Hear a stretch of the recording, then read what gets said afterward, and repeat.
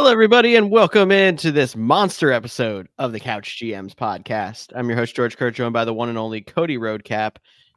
Normally, you'd be the one that's introing the beginning of this episode, as we are combining our normal Couch GMs World Cup recap episode and our week preview episode. See, I'm not even used to it. I'm thrown off of this whole entire new show. You need me to take over. Yeah.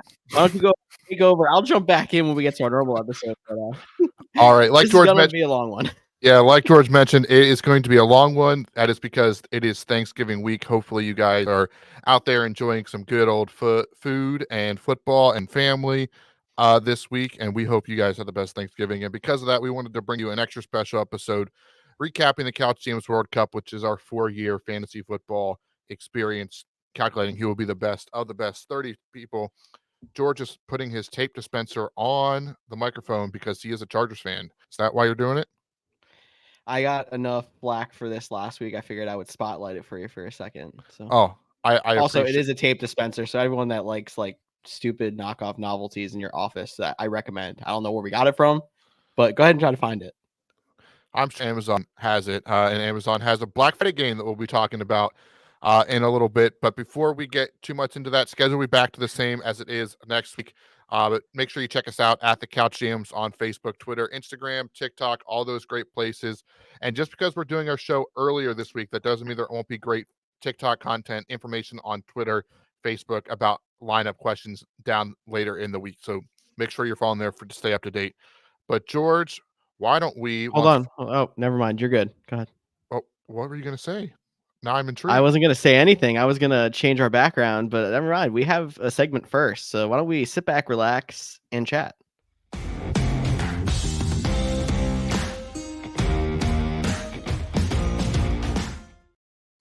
You'll see what we're talking about here in a second, but we're starting this off like we do our normal show here, and we have some news to talk about here.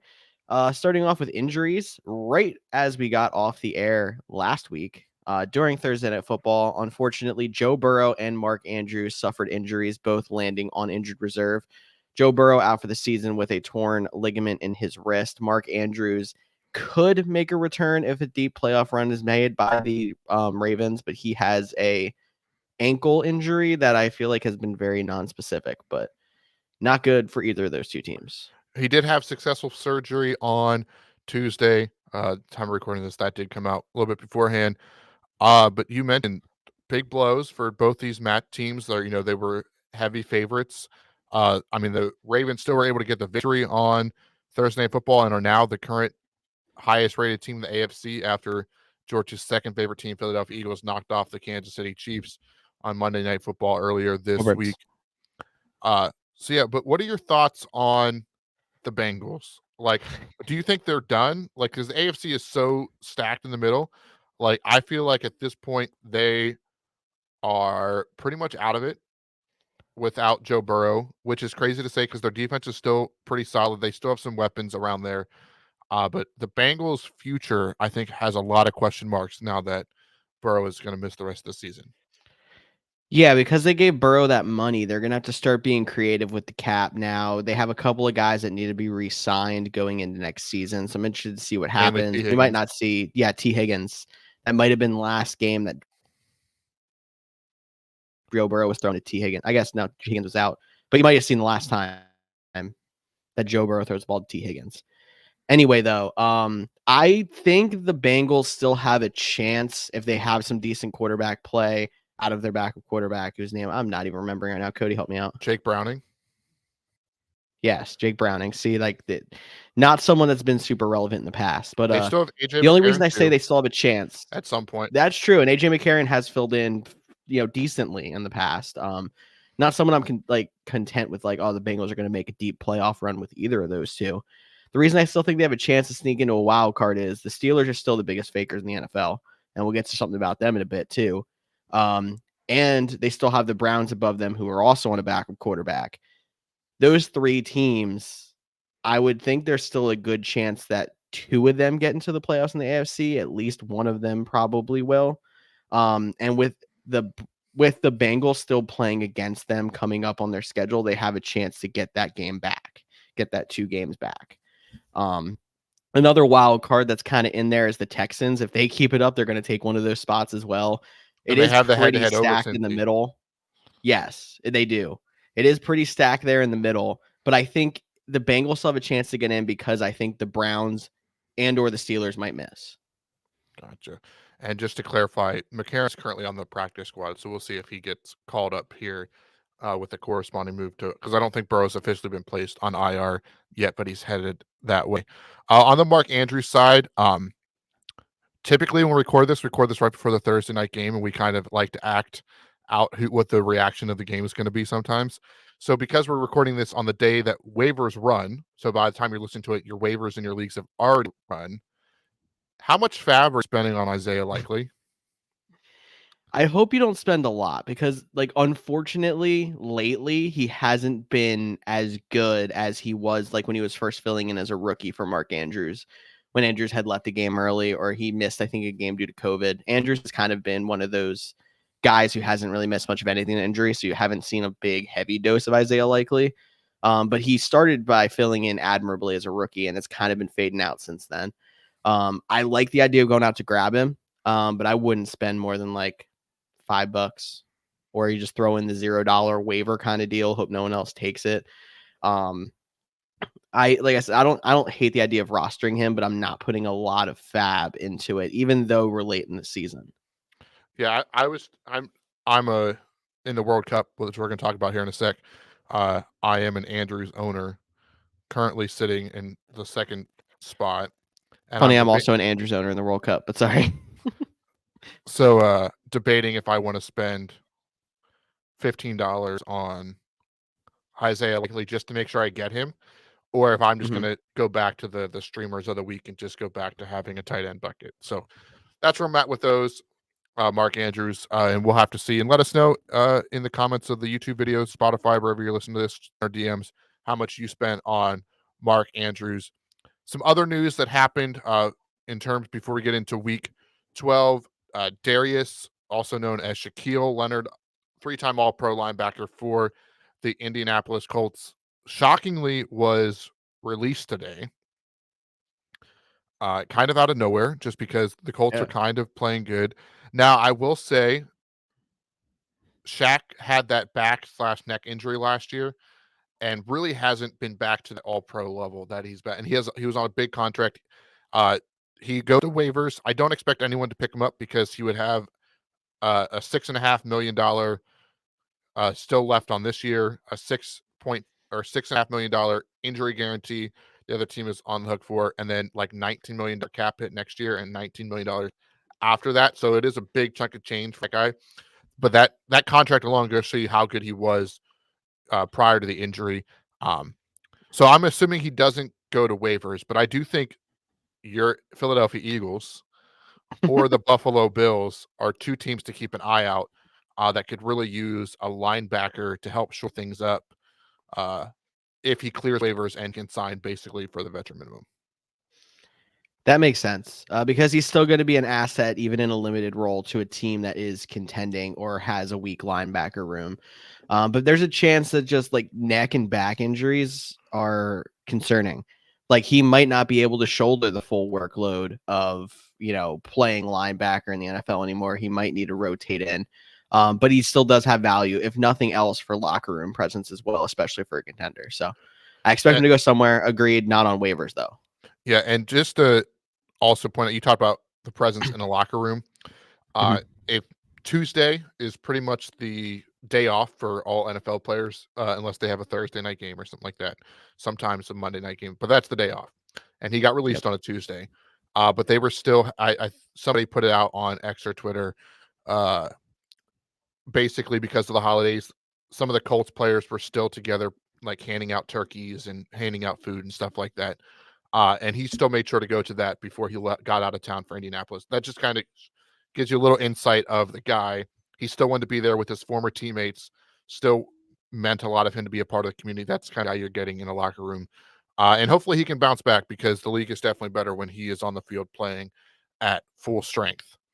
Speaking of full strength, it might be the Pittsburgh Steelers offense moving forward now that they have fired Matt Canada, offensive coordinator, which I believe everybody that's normally like there's diehard fans that can name like 5 offensive coordinators in the league. And then there's, the fans that just know their offensive coordinator. And then there was Matt Canada, where all 32 teams, fans of 32 teams knew of Matt Canada, basically because of how bad has been in Pittsburgh. And interestingly enough, I saw that Mike Tomlin said this was 100% his decision. He didn't even talk to the GM or owner before making this move, which I thought was kind of interesting. But that just goes to show how much respect he is rightfully earned there in Pittsburgh. Yeah, when you're a coach on a team for that long, you have a lot of say in the organization. And there's only a handful of coaches that have been around for that long. It's Belichick, who's now on the hot seat, Harbaugh for the Ravens, and him. Like, those are the longest tenures. I guess next is Andy Reid. When it comes to overall coaching, he's been around for a while. He's not been on the Chiefs that long, though. So yeah, I guess it's those 4 when you look at it. And they definitely have a lot more power when you have a sustained success with that coach. Your front office tends to sit back and let them make that move. But it still is shocking that the move is 100% his, and it probably still should have happened sooner. Like, I know I can sit back and be like, I'm not a Steelers fan. I don't watch them week in and week out, like under a microscope, like some of these guys do. But it's been bad since the beginning of last season. And like you said, if an offensive coordinator is known by fans of all 32 teams, it's normally a bad thing. There's very few cases where it might be a good thing. It's normally a really bad thing. Yeah, even the best ones aren't typically known until they start getting attention in the offseason for Eric Bieniemy might be the only other one that's known by most. Yeah, but they probably, if a lot of them probably don't realize he's not on the Chiefs anymore. That's true. Just to recap, Bill Belichick, longest tenure, 23 years. Mike Tomlin, second at 16. Harbaugh, third at 15. Pete Carroll, fourth at 13. And Andy Reid, fifth at 10 years. I missed Pete Carroll, but I was pretty much right on. Yeah, so you got that right. And the reason I wanted to point out it's so interesting because this is the first time in the Steelers' history that they have ever fired a coordinator midseason. So that's impressive. Well, it's impressive, but that's also like goes to show like how loyal they are to coaches. Now, granted, I think they've had 2 coaches in my lifetime between Tomlin and Bill Cowher.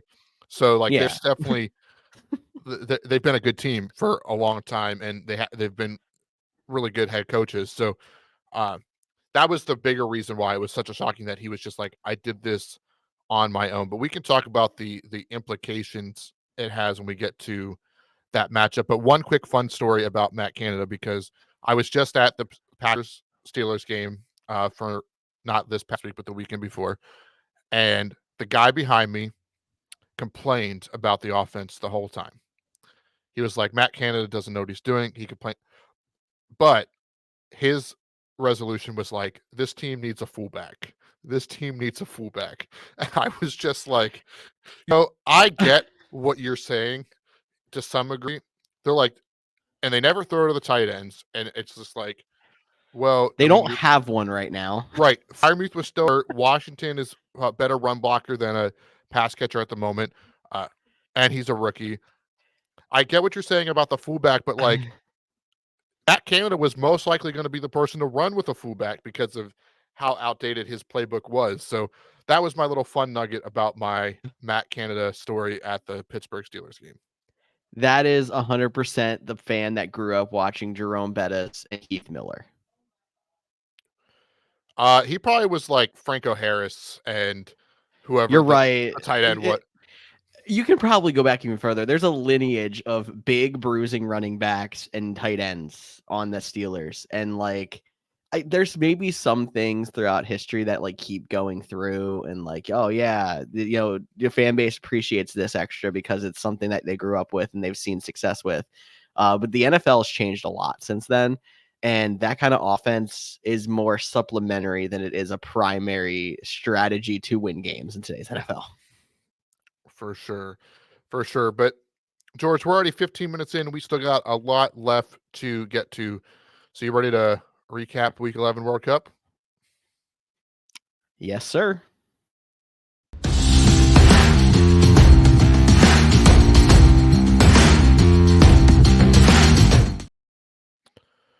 Oh, Hey, got it. I just changed the background for you because I thought you were gonna miss it. I already had hit it, man. You're just slow on Oh, your end. Alrighty, but this is the Couch GMs World Cup recap, which is a reminder, if you like this content you're about to hear for the next 15, 20 minutes, we do this recap every week. It comes out either Tuesday or Wednesday. There's no set schedule. But once again, this is our 30-person, 4-year, 10-man league fantasy football experience, finding the best of the best. We are currently in year 1. And also remind you, if you're on Spotify, open up the video portion or head over to YouTube and you'll see all the stats, standings, and the scores. And basically, we just recap what happened and look at some of the best plays, who helped did what. And on your screen right now is Group A. So it's broken into 3 groups: Group A, Group B, Group C, for the people that are checking this out for the first time. And Tyler, our other co-host, George, and myself are in one of each league playing with everybody else. Group A is Tyler's league, and you can see he is currently in 8th at 4-7. Ashley Madison, I believe his name is Greg off the top of my head. I'm so bad with the names. Is sitting at 8-3. Also, friend of the show, Kempy, is 8-3 with Leaving Browns in La Porta Potty, one of my favorite names that was recently changed just a couple weeks ago. Then we have two Andrews at 6-5, 3-5, and then that's Chunky, which is Sean at 6-5, Colin at 5-6, Reed, or no, I'm sorry, that's not Reed. That is Cam at 5-6. Black Sheep, is that Nick?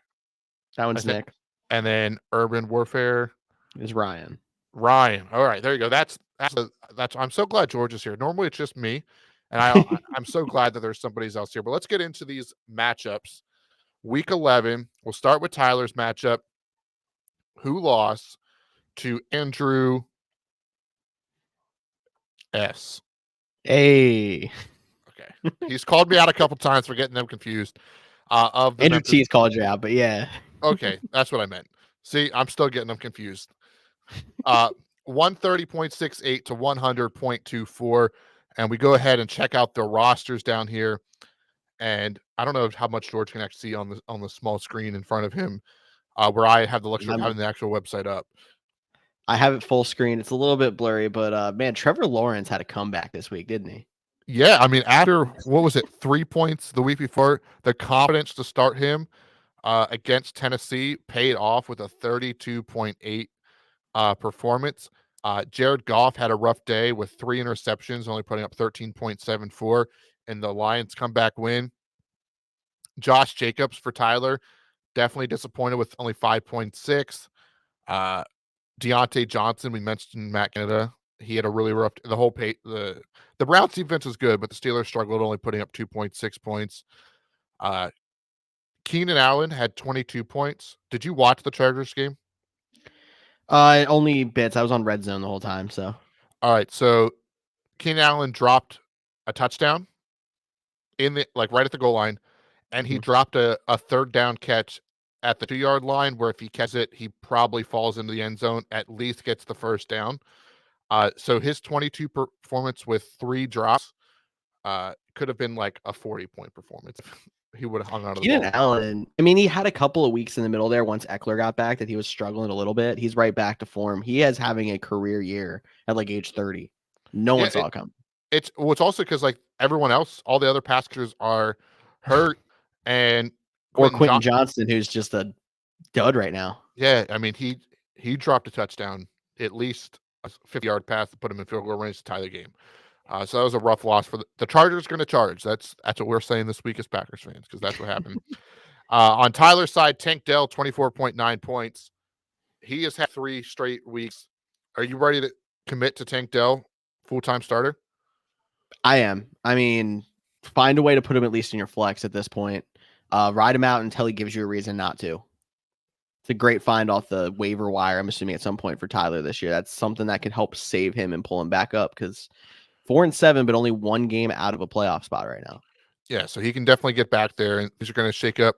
Now, 30-point victory is probably not enough to change the standings by setting a lineup much better, but I see Calvin Ridley here on the bench with 27.6 points, where Jordan Addison, Terry McLaurin, both Jordan Addison got less than 6, McLaurin got less than 7. So this brings up an interesting question, and I wouldn't normally talk about this, but since I have you here, I will. With the other team playing Trevor Lawrence, I know Calvin Ridley has been so up and down, and he had a really good week this week, so I get like why not playing him. But does the fact that your opponent has a quarterback of your wide receiver when you're considering flex plays play into consideration at all? I think it does, but to a very minor extent. Like with how bad Calvin Ridley's been, he was kind of banished to my bench unless I was really struggling. So like Terry McLaurin, I would have he hit an 11 point there in week 8, 3 points in week 10. Didn't score more than 10 since week 5 other than that week 8 game. I couldn't have trusted it myself. So like seeing that he had Jordan Addison who's been pretty hot lately. He had Terry McLaurin who was in a should have been a cakewalk matchup against the Giants. Debo Samuel you're putting in your lineup over him any week anyway. Tank Dell's been hot. Like I would not have forced Calvin Ridley into my lineup by seeing that he had Trevor Lawrence on the other side. So I like the lineup decision that Tyler made.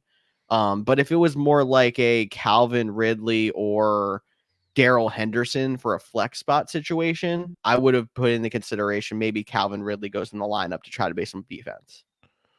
And Darrell Henderson scored more points than Josh Jacobs. But again, that's not a decision that one. Those are the kind of decisions we talk about where you just live with it because like you're not going to make those decisions. Yep. But cool. So let's move on to the next matchup here, which is Cam versus Nick. Nick got the victory 97.72 to 90.14. We scroll down here. Brock Purdy, I believe, finished with a perfect passer rating with 333 passing yards, 3 touchdowns, Flat threes. 26.72 fancy. Yeah, I know. 26.72 fantasy points helped be a catalyst for his victory. CJ Stroud had a really nice day, had more passing yards, only 1 less touchdown, but literally had 3 interceptions, which took away a touchdown and a half, or made his 2 touchdowns literally worth 2 points. A half a touchdown. Yep. So that was a rough day for Cam there, but I do like Raheem Mostert. We didn't talk about Devon Achane getting hurt at the top of the show. We'll talk about that a little bit later. But he got banged up. Doesn't seem to be as serious, but it was a re-aggravation of that injury.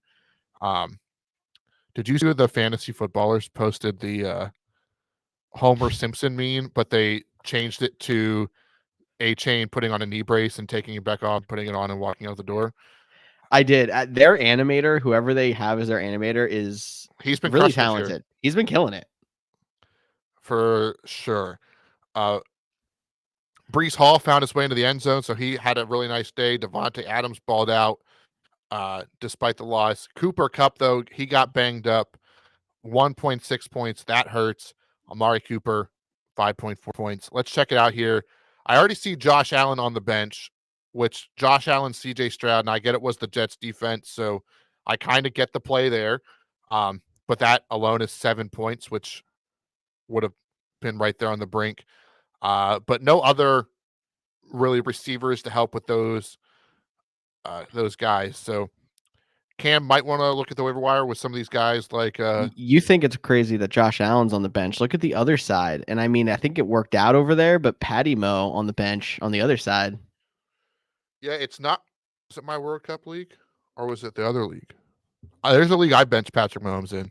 No, it's our other. It's the Pee Wee league that we're in with our wives, or soon to be wife in your case. I benched Patrick Mahomes for Kyler Murray this week and it worked out. So that one wasn't as big of a gap as, Brock Purdy putting up 26 compared to Patrick Mahomes 16. If you played Patrick Mahomes, you're not going to complain about him getting 16. It's not exactly a Patrick Mahomes game, but he probably didn't hurt you by scoring that. He should have had 22.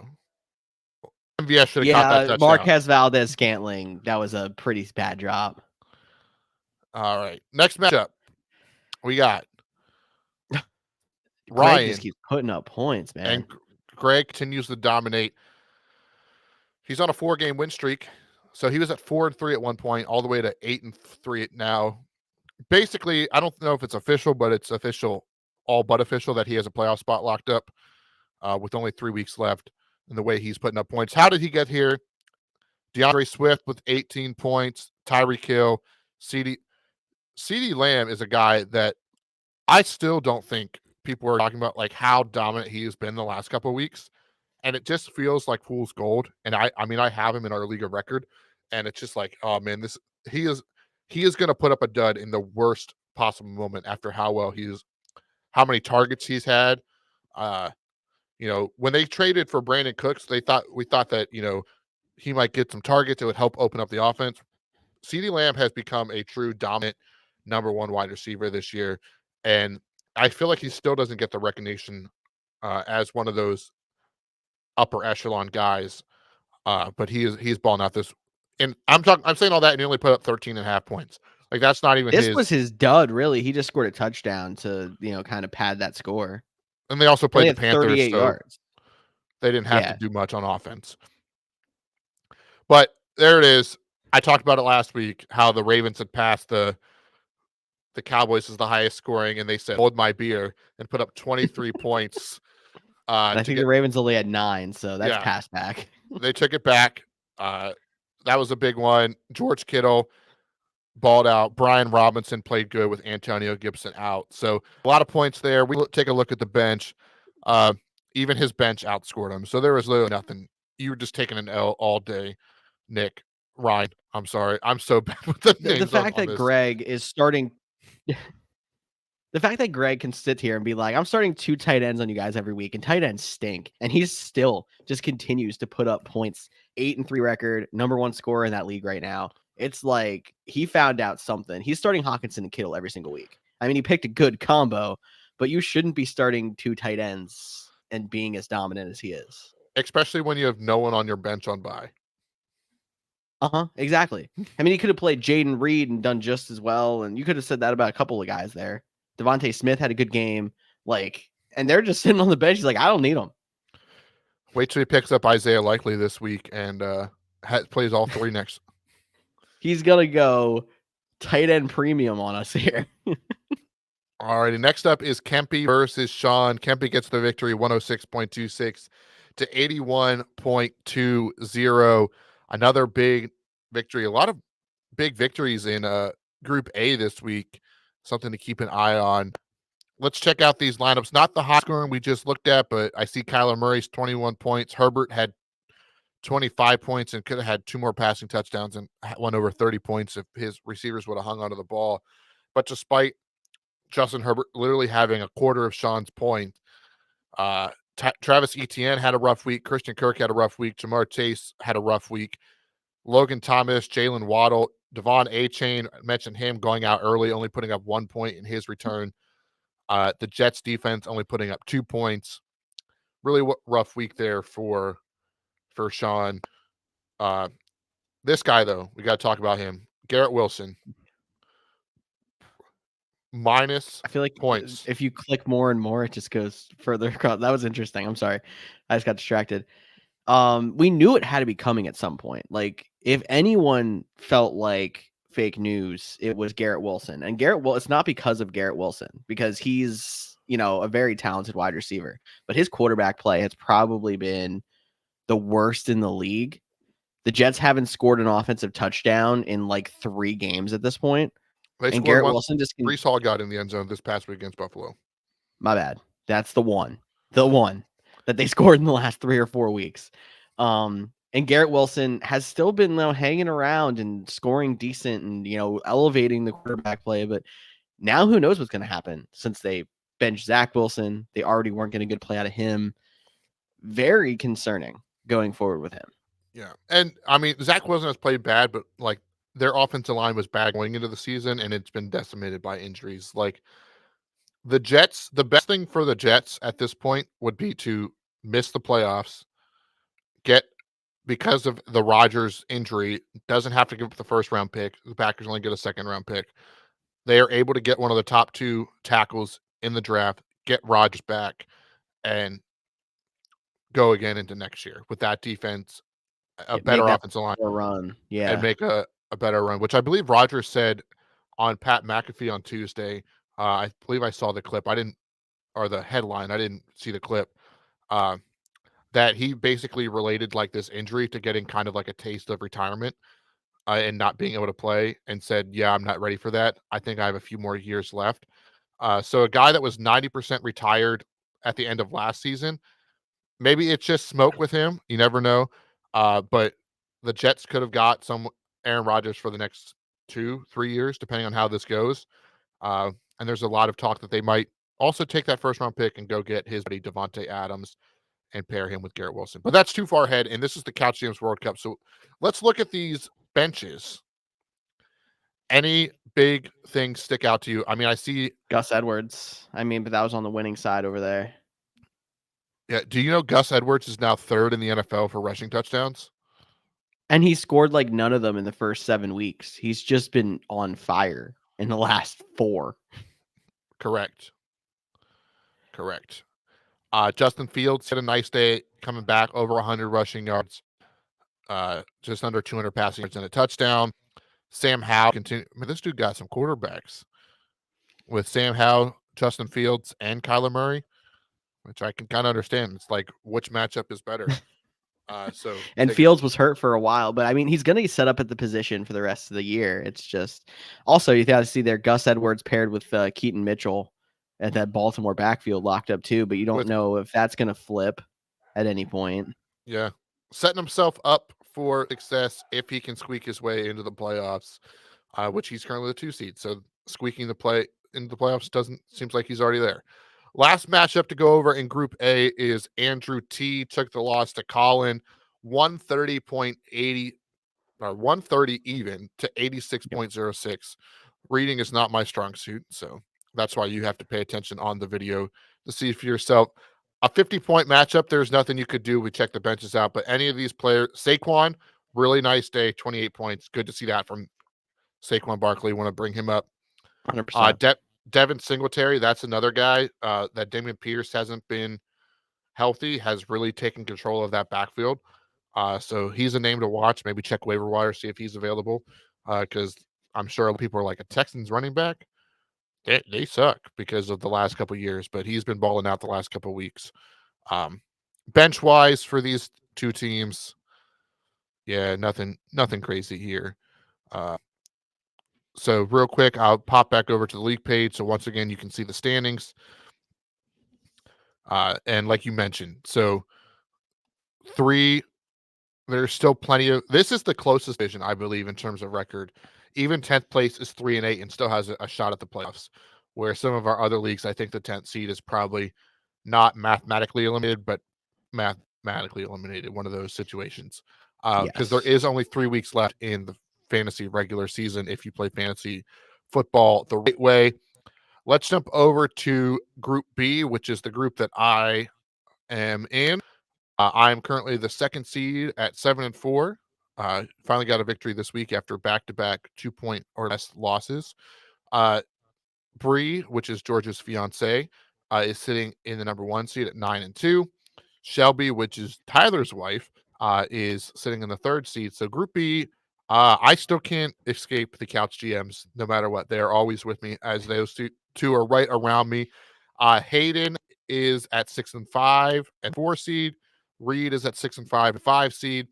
Marcus is 5-6 in the 6th seed. He finally got a spot in the playoffs. And I say this every week. Marcus has been on a tear of late, and we'll get to his matchup. But he is the highest scorer by like almost 100 points now. But the 7 seed right there too, Neil. Yeah. Those 2 are the pressure point. Those are the guys that are going to, like, if they both sneak in the playoffs or if one of them sneaks in the playoffs, they're going to be the team that's going to surprise somebody. Yes, for sure. Those are the 2 teams definitely wanted to bring up. And they both had, I was the highest scorer 2 weeks ago. So like they've had some really big weeks the last 2 weeks as well. So we have them. Let me go back to the rankings because you mentioned Neil was at 7. Sheeler is at 5-6. So he still can make the playoffs, only a game out of the 4th spot. Najee and the Jets is a 4-7. Long shot for him. And then Radioactive DK, which is Aaron, is at 1-10, which I am his 1 victory by 2 points or less. So congratulations, Cody. that is my that's how all fantasy football always works for me. I play so well against the top teams. I play the worst team in the league, I lose. Like, I don't get it. But let's check out these matchups. We'll start with my matchup where I played Josh, Najee, and the Jets. Didn't have a great week, but either did Josh. This is impressive in more ways than one. So I won 82.44 to 30.34. Now, I will say, once you get down here, you will see there was an inactive player get started. I don't know if Antonio Gibson was game time. I don't think he practiced all week, so that was a oof. I forgot to put my defense in, even though I have a defense on my bench. Although it was the Jets defense, and they only scored 2 points. So we're talking 32 points if he played it. And then Hunter Henry on bye at tight end. And I don't know, he might have checked it late and realized, well, I already lost because of those two moves and called a day. This is an important reminder to set your lineups. Like, everybody's busy. I have a fun story, which I can share that doesn't have anything to do with the Couch GMs World Cup, but I'll share it real quick. In a dynasty league I'm in, so waiver wires are even more strange. I forgot to check it in time to sit Bijan Robinson, who's on bye. My fault. It happens. Life happens. I had Gus Edwards on the bench, which I couldn't put in to my lineup because the games had already started. So it was Sunday night, and I was looking through the waiver wire, and I said, "Oh, Boston Scott is available. I can at least play him." Cody heard me hyping up Boston Scott on last week's episode. He's like, "We're gonna go for it a few weeks early." I said, "Okay, I'll look at this in the morning. So I can look and see who I want to cut, because it's dynasty. You have to think about it a little bit more. Go to bed. Didn't realize the league settings. Those players locked on Monday morning for some reason. I couldn't pick them up. I had to pick them up Sunday, so I couldn't pick them up. Boston Scott picked up 0.8 points. I lost by 0.5. So this is a reminder to always check your lineups. And if you realize you didn't, make the move instantly. So there's my side tangent on how important a full lineup can be, even when you think it might not be. 82 points, though, for me. Really tough week. It was nice to see Breece Hall get those 10 points. Aaron Jones went out with an injury. That's going to be a tough one to replace for me. I also have Mark Andrews this week. A.J. Brown, 1.3 points. We didn't talk about him in Group A. That was a rough game for him after how dominant he has been. Looking at my bench, though, I do have Kamara and Zach Moss coming off a bye to kind of replace. I did not start Kyler Murray in this one. I started C.J. Stroud, so I could have made the switch there. And I benched Alexander Madison because they were like, oh, they're going to split the low with Ty Chandler, and then he started like 18 carries, which he only put up 6.5 points. So, like, I don't know what to do with Alexander Madison at this point. That's George's 2,000-yard rusher, if you're a longtime listener. And on Josh's side, the boldest of takes. You could see even with his bad performance, even if he got to play everybody on his whole team, he would have scored less than 70 points from every position. So just an overall impressive rough week for Josh, and we'll see if he can bounce back next week. Your girlfriend or fiance, excuse me, apologies if she's listening. I did not mean to make that mistake. Bree got a victory after a 2-game losing streak, 125.86 to 110.84, and she has Tyreek Hill, so that's why she is so good. Which he did have a scare where he went to the locker room to look at his hand and then came back and balled out. Devon A-Chain, Ken Walker, two people that got banged up this week, so she could be struggling at the running back position. Terry McLaurin, rough game. She played Jaden Reed, who had a really nice game. Is potentially banged up for this week, but is becoming more of a reliable target for Jordan Love as the season progresses. So he could be a guy that we talk about more and more down the stretch. On the other side, Derrick Henry, another disappointing game. Normally he eats against Jacksonville, not this week. 4.9 points. The Vikings defense against Denver, only 3 points compared to the Buffalo Bills putting up 22 points on the Jets.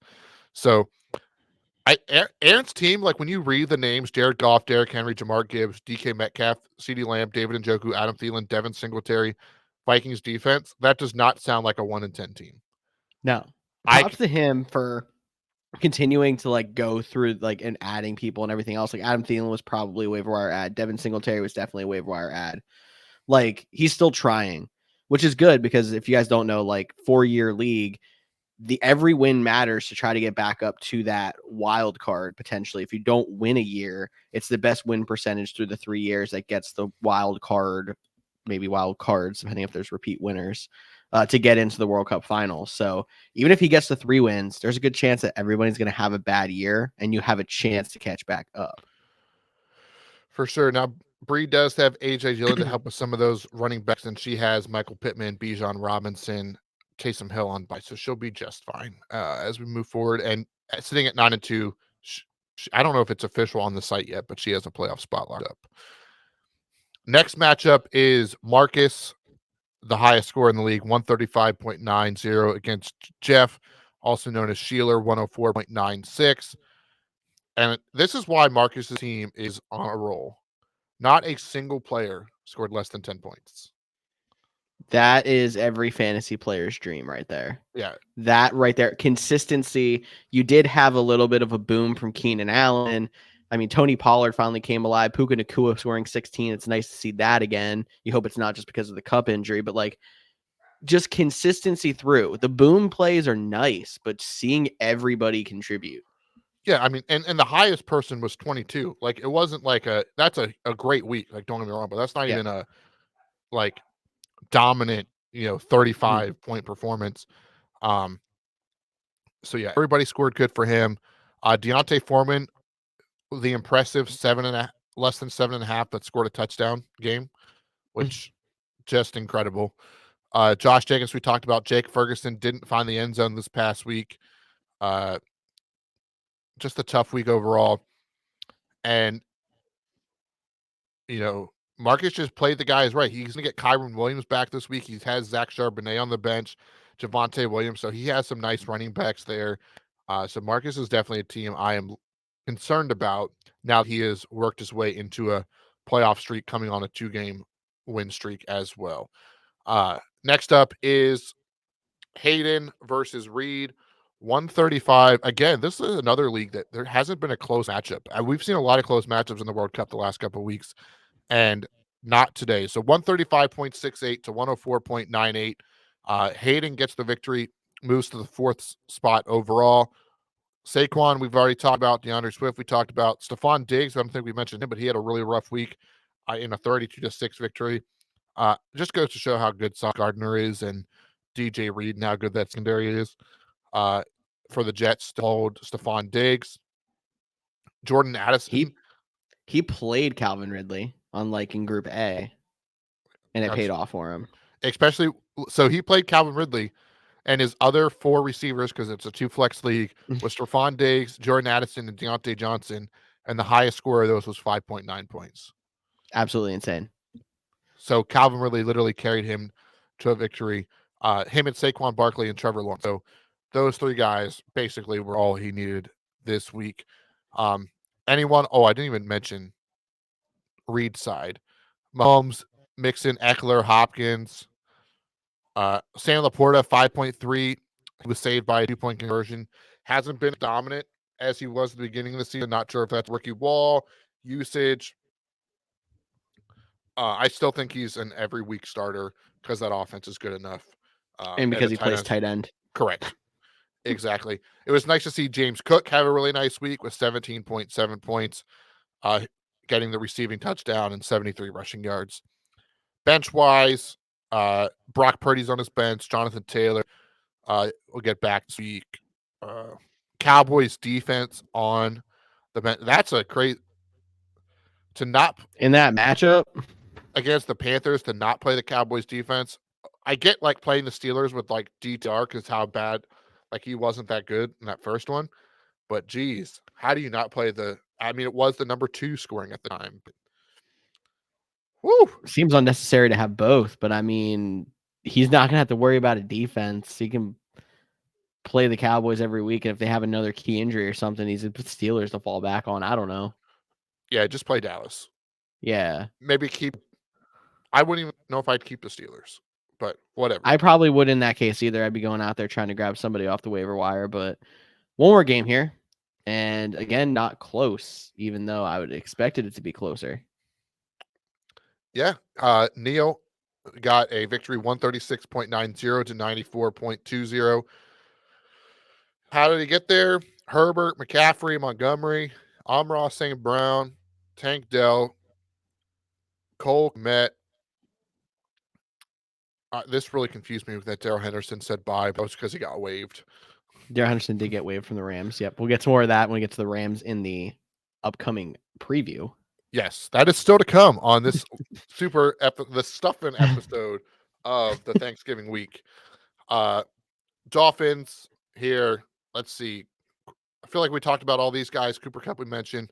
And again, it's a big victory, so nothing on the benches would have done nothing. I mean, heck, Neil had Jalen Warren on his bench. That's a guy we haven't And mentioned. Gus Edwards. And Gus Edwards.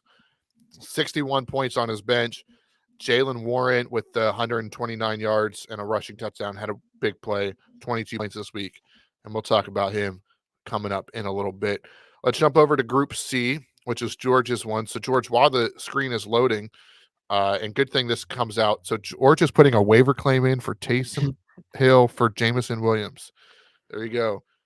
That's the waiver Got to wire. replace the Mark Andrews gang, man. All right. So, week 11. I don't want to talk about this one. I don't. I mean, I will.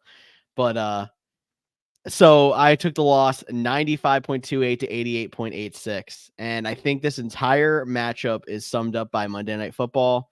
If Cody scrolls down once it gets loaded here, it was a 2-point deficit for me, and it was Rashee Rice versus A.J. Brown. You could say I was confident. A.J. Brown finished the game with 1 catch. I lose by 7. That's how a cookie crumbles sometimes. And you know what's crazy? Didn't A.J. Brown have like a deep ball that he wasn't able to get his second foot in? I believe he did have a deep ball. He couldn't get his second foot in, and he did get one hand on a potential touchdown as well. So it's crazy. Either of those plays might have shifted the whole entire game. It's crazy how one play can change the whole outcome of a fantasy matchup. I'll never forget, obviously, because I won a fantasy championship on it, how because it's a half-point PPR, Devontae Adams got a 0-yard catch to help me win by like 0.4 points in the championship week, and then the starters for the Packers got pulled. So it was like, and on the same catch, I ended up beating your wife on the same exact thing. Yes, it was crazy. 2 different leagues, completely different. Same exact 0-yard catch made the difference. Yes, because that one was wild. But let's check out these players. You have Rachaad White. We haven't talked about him much. Even against San Francisco, still had a nice day. Volume with him.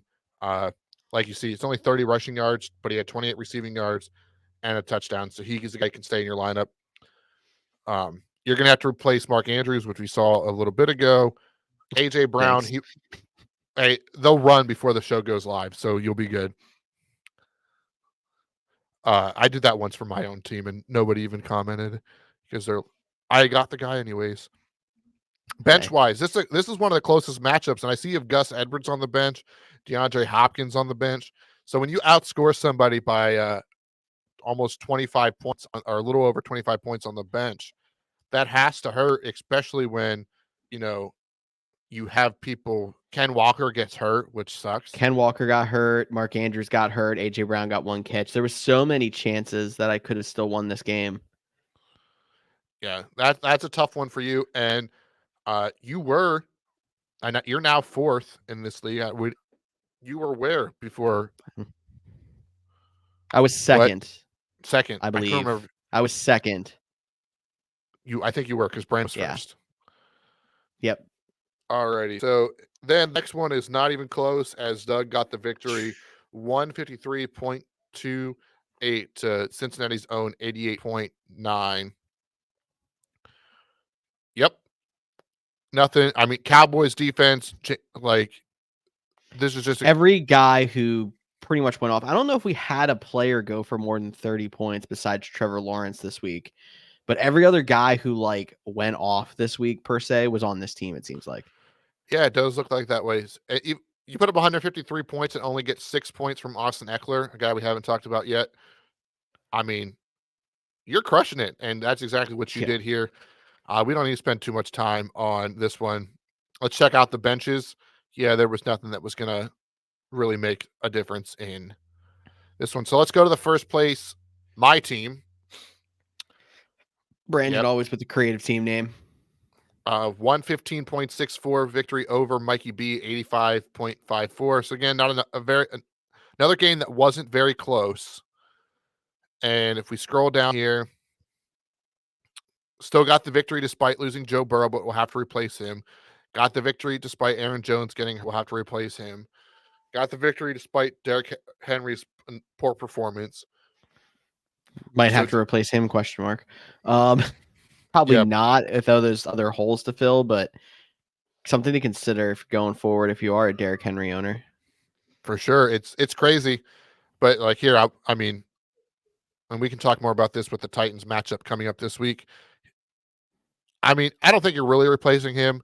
He has enough good weeks, not great weeks, but he did have, 2 in a 17, row now. 2 in a row. Yeah.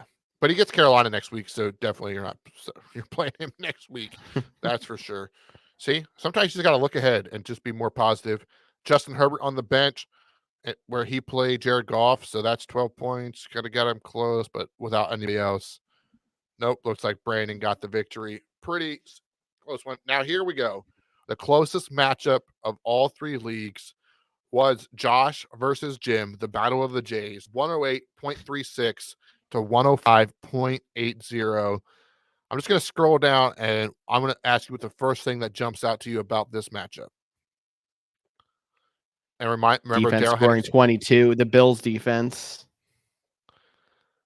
getting the Garrett Wilson's negative didn't cost him. Despite Garrett Wilson getting a negative, the Bills defense basically carried him there. Yeah, and just a reminder, if you're watching, Darrell Henderson is now on bye because they have waived him. He actually played. He got 10.9 points. Probably Ended gets up being a good play, yeah. added to the practice squad or something. Yeah, exactly. Let's see. So I saw Brandon Cooks in that starting lineup. We saw Garrett Wilson in negatives. Like he had Kamara on bye. And I guess seeing Jaden Reed down there is a good place to fill in there. Interested to see where Josh was going to go from there. I know his team, I was kind of like watching it from the side and like it doesn't impress me. But he's got some pieces. Yeah.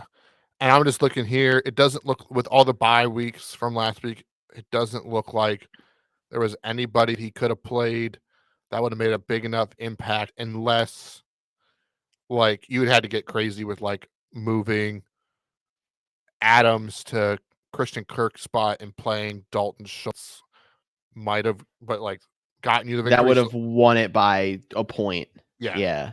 So like but again, playing two tight ends is not smart. So Unless you have Kittle and Hawkinson, apparently. alrighty. So last matchup in Group B. Or sorry, Group C. Man, thank God we're not still in Group B, that's for sure.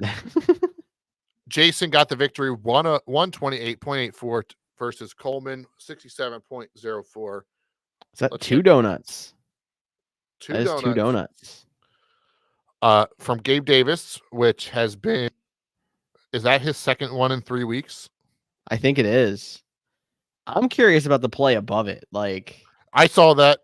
Yeah, so his second donut in 3 weeks, and in the last 1, 2, 3, 4, 5, 6, 4 of the 6 weeks has been less than 1.6 points, half point PPR scoring. Oh no, I clicked on an ad. Not sponsored by Capital One. Promise. don't worry, it didn't come up on our screen here. You're only sharing a tab. Oh, that's good. But anyway, and then it's Connor Hayward for the Steelers. Cam Hayward's the defensive player. Connor Hayward is the tight end.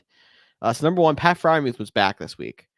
Number two, did Connor Hayward ever do enough to like actually warrant an ad, let alone a play? No. I mean, he put 4.7, 32 yards without a touchdown against Green Bay. Now, I know this because I'm in a different league with him, and he has a picture of, I'm pretty sure that's a Steelers hat on a bird. Anyways, So Coleman's a Steelers fan. So this is a little bit of playing with the fandom. And he lost Dallas Goedert. So, I mean, if you but look at it too, he added Connor Hayward, he has George Pickens, and he has Najee Harris and the Steelers defense. So plenty of homerism on that one. for sure, and it might cost him a little bit this past week, especially if there's some other tight ends out there that might have been a little bit better. But hey, you gotta do what makes you happy in fantasy football sometimes, and go on big. If you're really confident in a player, I say go for it. Trust your gut more than anything. Confident in a player that we were hearing a potential split on, by the way. This is the only place I think that Ty Chandler got started to put up 13 points. He did. I want to look at his stats because I don't know them off the top of my head. 10 for 73, 4 targets for 37. Yeah, so it wasn't quite 50-50 because I'm pretty sure Madison still had like 18 carries and 2 catches, so still dominated the touches, but it was definitely closer to a split, and he obviously did more with it and did not fumble. So Tyson Chandler is a name to point out there. So is that our last matchup in this group? I think it is. It is. We got to check some standings before you jump out, though. Yep, I will check the standings. So, George, your group, read through the standings. Got Brandon at the top at, I believe that's 8-3. Yeah, we're coming into focus now. Doug has been having a resurgence. He was number 1 to start the year. He's back up to second place at 7-4, tied with Josh, also at 7-4. I am tied with Jason at 6-5 for 4th and 5th. We have Jim and it's not Jason, but the other brother. I see. I'm not great with names in mine either. Apparently, I know the other leagues better. And Coleman at 5-6, 6, 7, 8. Mikey B at 4-7 in 9th, and then Anthony rounding it out at 2-9 in 10th place. 2 teams in this league also with under 1,000 points scored still. So that's also interesting. I think that's the only league that's the case. Personally, I'm not worried. I'm the only person in this league over 1,300. So had to call some shots, but that is the Couch GMs World Cup. Normally the episodes are a little bit quicker, but since George is here, it's always great to have a second opinion and talk about those guys. But this is our super show, so let's jump into our fantasy preview.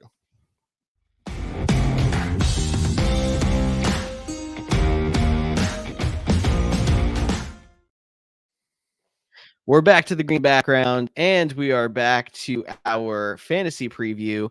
Week 12 is Thanksgiving. A lot of interesting game times. Make sure you're checking your lineups early. And everybody is playing this week. Everyone's having Thanksgiving dinner. No buys. We have, I believe, one more week of bye weeks coming next week. But 3 games on Thanksgiving is always. We're going to start off with Cody, Green Bay Packers traveling to the Detroit Lions. Take it away, Cody. Alrighty, so hang on, let me get my CVS receipt out for the Packers injury report. And I said that as I clicked on the wrong tab. All right, so Aaron Jones, we mentioned during the World Cup recap, he got banged up. Looks like he avoided major injury, but sprained MCL. Most likely will miss this week and probably next week, but avoids IR. Depending on where you're at in fantasy, sometimes the IR spot's nice, but good to hear that Aaron Jones isn't going to miss too much time. Luke Musgrave, the young tight end that has been coming on strong, ended up in the hospital after an abdomen injury, so it doesn't look like he's going to play this week. Jaden Reed, who we talked about coming on strong and had him 17 points in fantasy last week, he also had an injury pop up that after the game he thought was fine, that popped up on Monday or Tuesday, and they were like, oh, let's put you as limited. So he was limited. AJ Dillon is limited. And then Christian Watson, it went from limited to full participant. So on the Packers side, there is a lot of injuries on a already young and inexperienced offense on a short week, which ironically, these teams already played once on Thursday, week 4 in the season. And the Detroit Lions boat raced the Green Bay Packers. It wasn't close. There was at one point where the Packers kind of made it interesting, which they should never have been in that situation. So unfortunately, like the 7.5 point line is probably accurate. Maybe it could be a little bit more, but especially since the Lions are at home this time. And the Lions are pretty healthy. They only have 4 guys on the injury report, none of them fantasy relevant. and not too many actual game impactful either. Over under 47 should be a good game to kick off Thanksgiving Day, which I believe is 12:30, which is just such a weird time. Like, why not just make it? Why not just follow the normal Sunday schedule? Like, I've never understood that about Thanksgiving. 1, 4, 7:30 Eastern or 8 Eastern. But no, we're gonna make it 12:30. Just make sure you I got to think finish it's your dinner. 12:30, 4:30, and yeah, 8:30 or something like I don't that. know. Yeah, I think it's 8:30 is the second one. Instead of 8:15 or 8:20 or whatever it usually is. I think this week is very interesting because of not having the buys. I feel like even Thanksgiving weeks in the past have had buys because this is almost our fantasy playoffs preview to the extent of your full strength minus maybe some injuries. You're going to try to set up your lineup with your strongest guys. You don't have to worry about a lot of other factors.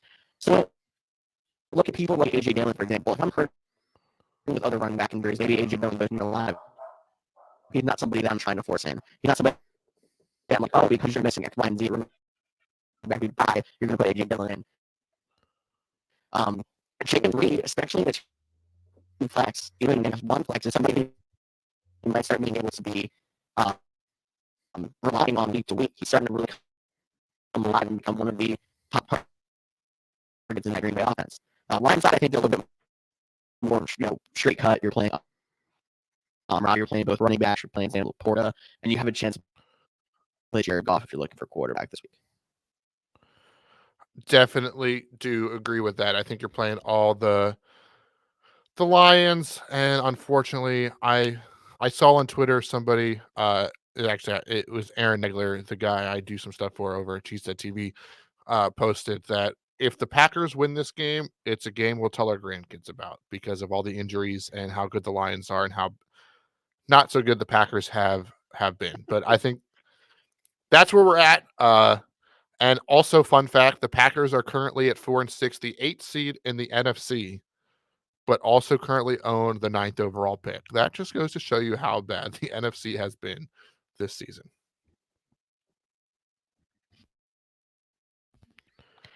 Wow. All right, Commanders Cowboys 4:30 on this weird Thursday or Turkey Day schedule. Commanders 11-point underdog versus the Cowboys, which sorry to anyone that lost Survivor because we told you could pick them against the Giants. We should have known. You can't trust the Commanders. Hang on. Did you see that there wasn't hot water in the stadium after, like, the teams couldn't shower? No, I didn't see that. Were they in Washington? Yes, they were in Washington. Okay, well, I shouldn't even ask because, I mean, New York Stadium's nothing special, but Washington would be the special place where that would totally go down. And they threw out such a dud that I am not even batting an eye and taking Cowboys minus 11. Like, I've lost all faith. I know it's probably an overreaction, but it's bad. No, it's definitely fair. In terms of injuries, Gibson was limited on Monday, which I don't think he didn't practice at all last week, so I don't think you're going to play him anyways against the Cowboys defense. It's pretty much limited to Brian Robinson at this point for the backfield.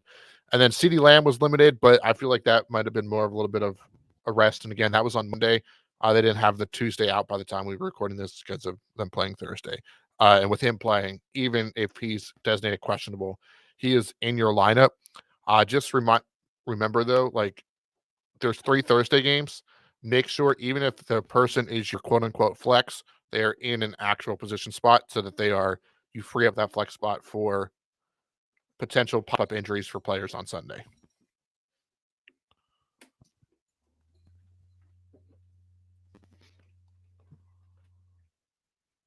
Sorry, I think we're having a little bit of technical difficulty. I'm trying to We are. figure out if it's just me or if it's Cody. But yeah, no, I'm with you. I think this game is pretty clear cut, and I'm down. I'm okay with not spending any more time on it. I think I have a good idea where you're going with Commanders and Cowboys. There's actually something interesting when we get to the later part of the week, and we're not going to have injury reports, but we do have them for Thursday and Friday. We can move on to the nightcap on Thanksgiving with the divisional matchup of the San Francisco 49ers and the Seattle Seahawks. Seahawks underdogs by 6.5. They are missing. Tyler Lockett was a little participant practice, so you do not know exactly where he's going to go. Jackson Smith and Jigba has been showing a couple of things lately. Ken Walker did not participate in practice. They're told that it is not a long-term injury. Like, he's not going to hit injury reserve, but he is likely to miss this week, maybe one more week. Geno Smith, I had a really hard time finding the Seahawks injury report for Monday. I think he was limited. Don't quote me on that. They did have a quote. He is expected to play on Thursday. So he has a chance against the division rival. Cody, where are you going in this one? Yeah, so for me, the Walker injury is the big one. If he doesn't go, I think you can play Zach Charbonnet. Other on the 49ers side, you're playing everybody: Brock, CMC, Debo, Kittle, Ayuk. Like, you're still playing everybody. And then Metcalf is a definite. Lockett is questionable. Like, he's right on the border of play and not play for me because he's been banged up, getting less snaps over the last couple of weeks. So he's the big question mark for me, depending on his status.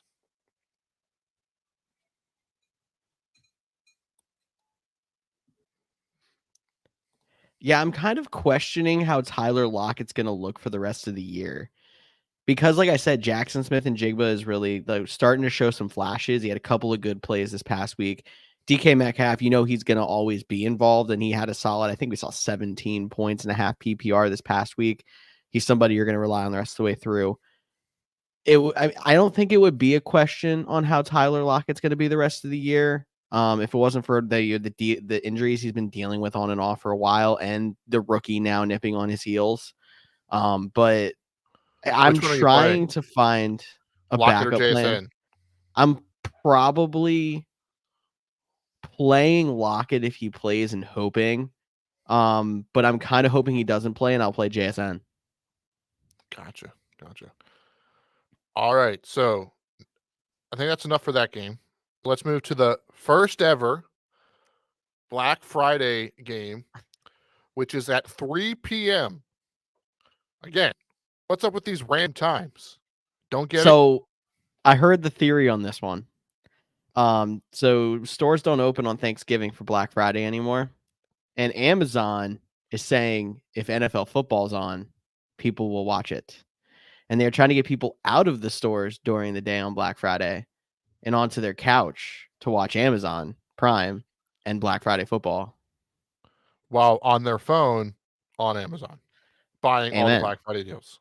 Yes. Probably. And they'll probably be paying attention to their phone, at least when the Jets are on offense, because this is Dolphins, Jets. Zach Wilson, we talked about when we were going over the Couch GMs World Cup, got benched. Tim Boyle will be the starter, hashtag TBLS. Only like 3 people know what it is, but that's okay. And I have no idea what that is. It's the Tim Boyle laser show. It was the thing when he was the Packers practice squad guy. Okay, cool. Tearing it up in the preseason. So hashtag TBLS. And then Trevor Siemian will be the backup, as Zach Wilson is just the emergency QB3 this week. Now, Garrett Wilson was limited. He did bang up his elbow against the Raiders, but he was still able to play last week, and he'll be able to play this week. And before we get into the Dolphins, I want to start there. So the Jets, you still can play Breece Hall. Mm-hmm. And I would still play Garrett Wilson this week. I know, like, if you had him, it was incredibly disappointing. But with a new quarterback, I think you can start to see kind of what we saw with Devontae Adams. When GG was out there, for some reason, he just would not just like force feed Devontae Adams, who was always open. I think we could start to see them be like, hey, Garrett Wilson is like our best. He's at least 1B, if not, he's probably the best player, but he's at least 1B with Breece Hall. So I would play him this week as well in a pretty solid match. I know he'll see a lot of Jalen Ramsey, but you expect the Jets are going to have to put up points against the Dolphins. So I like Garrett Wilson this week, even though he was more than a goose egg disappointment last week. There's at least a little bit of faith that the Jets are going to put up some points if they have the over-under at 41. We're going to see a lot of games coming up that have over-unders in the 30s. But I do agree, like, Tyler likes to say how when a rookie quarterback or an inexperienced quarterback or whatever comes in, he likes to target the tight end because it's the safety valve. That's not going to be the case here because Garrett Wilson is your safety valve. He is your stud wide receiver who gets open, who's going to try to elevate the quarterback play. So I'm with you that like I'm playing him in hopes that that is true. If that does not happen, major panic alarm on Garrett Wilson for the rest of the year.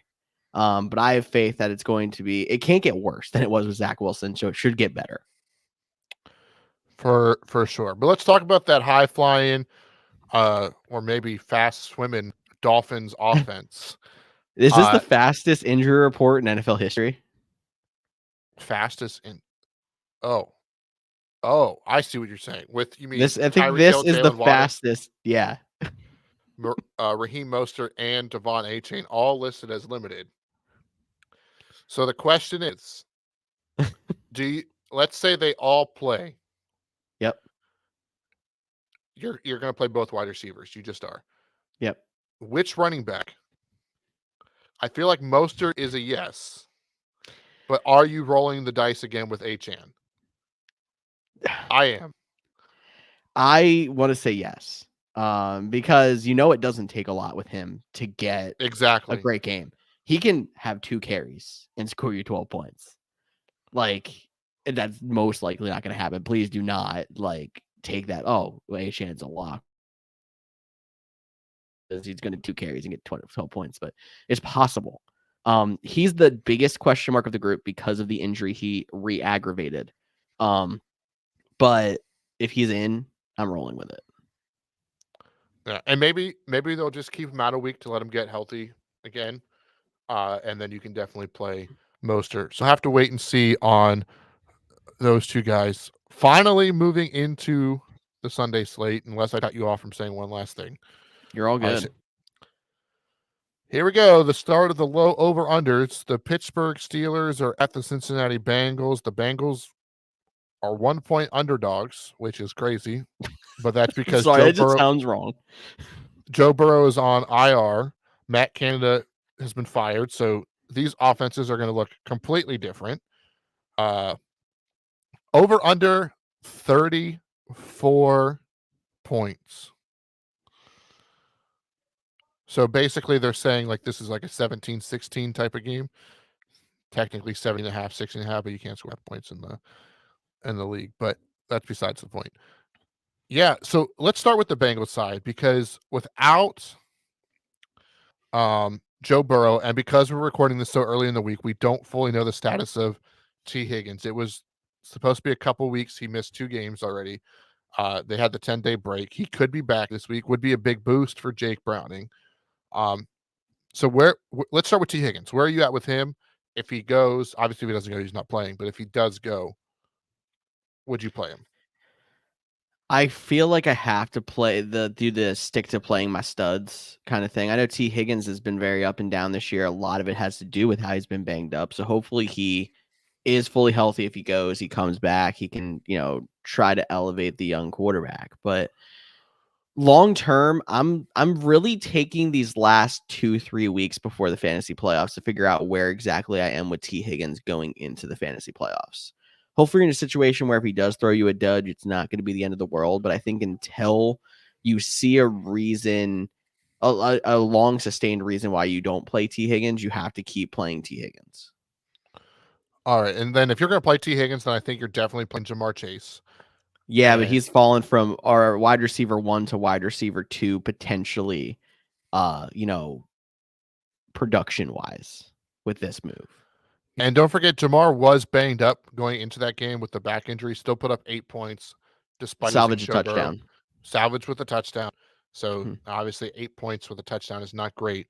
But if they can move the ball, he will be a focal point in the offense. So I think you can play him. And then Joe Mixon, obviously. Steelers side. This one's this one's more interesting because of the whole shakeup with the offensive coordinator. And I think you have to play Deontay Johnson still, despite Kenny Pickett's struggles, which he's kind of in the same boat as T. Higgins right now for me. Like, they both have such high upside, and they might dud. Like, that's just a case of it. Are you on board with Deontay Johnson? See, I currently have him on the bench in our league of record, which is why I'm going to play a good old fashioned game of set my lineup. We got Deontay Johnson or Isaiah Pacheco. Pacheco facing Vegas. That defense is so bad. Uh-huh. But they've Green been matchup, better. 5th most points to running backs. I would probably go Pacheco just because this is they're both divisional matchups, but the Raiders defense hasn't been very good. Granted, the Chiefs offense hasn't been very good, especially in the second half. So I think it's a straight coin flip for me. But if you made me flip the coin, catch it heads, I say Pacheco.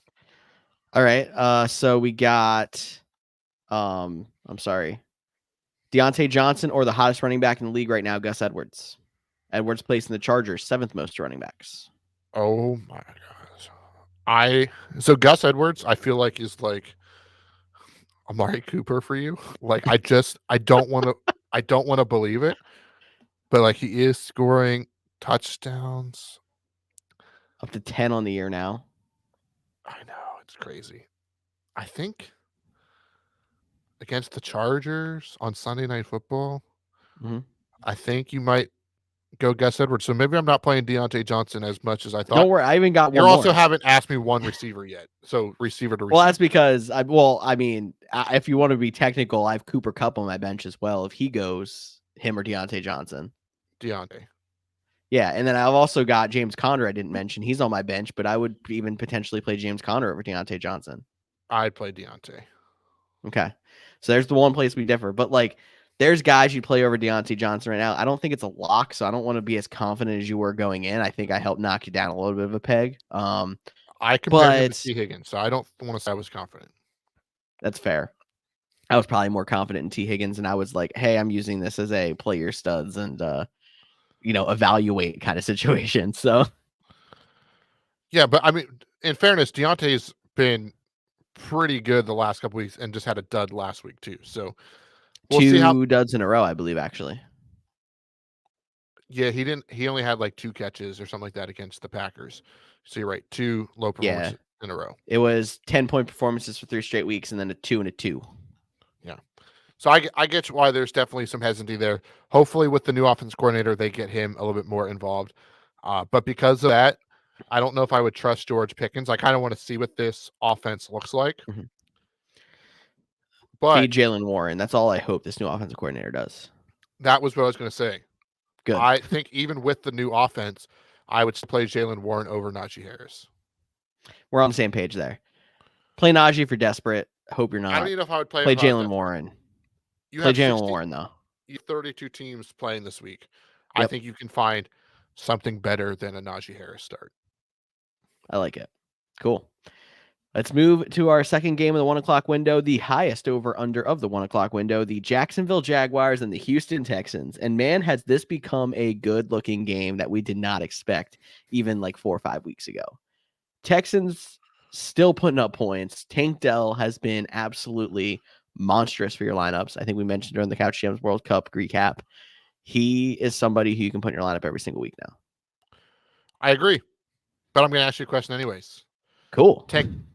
In this matchup specifically, Tank Dell or Calvin Ridley? Tank Dell. Okay. We've seen some boom Calvin Ridley games earlier this year. And I mean, like maybe if you need to, you play him and you hope. But again, 32 teams playing this week. Tank Dell has been the more consistent guy. I'm taking the consistency. At least over the last month, for sure. So what have you done for me lately kind of fantasy game? I'm just... Yeah, basic. But I mean, Calvin really had the big week this past week. This should be a fun matchup. Second highest over under of the whole week 13 slate. Only a half a point less than the Cowboys Commanders game. So you see that one's a little bit more one sided. This one should be a good game, good shootout. CJ Stroud continues to put his name in the MVP race. Divisional matchup. Honestly, the best game on the weekend not the weekend, but on the 1 o'clock slate for sure. Yep. Travis Etienne had a rough week, but you can play him in for sure. Christian Kirk, where are you at with him? I still like Christian Kirk better than Calvin Ridley long term, because Kirk had been the more consistent guy. It was a Ridley week, but if you've looked at it, I feel like it's been 2 Kirk weeks to 1 Ridley week, maybe 3 to 1 even. So I'm still liking throwing Kirk out there. Alrighty, and then one last question: who would you start in this matchup? Dalton Schultz or Evan Ingram? I'm still going Dalton Schultz, but they're in the bucket, so we're I picking got you. slips or something. They're the coin flip. I got it. There, All right. yep. Patriots Giants. I had to take a minute to realize that this game will be on my TV at some point. And the fact that I will still watch parts of this game, and if it's close in the fourth quarter, I'll be heavily invested, even though it might be a 6-3 game. Like, that is my problem with football, and I can't stand it.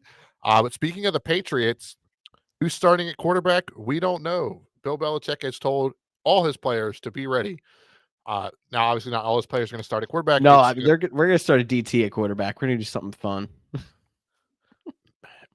Bill Belichick, you never know with that guy. But no, it's mainly true. between Bailey Zappi and Mac Jones, which honestly has to be one of the oddest quarterback situations in the NFL.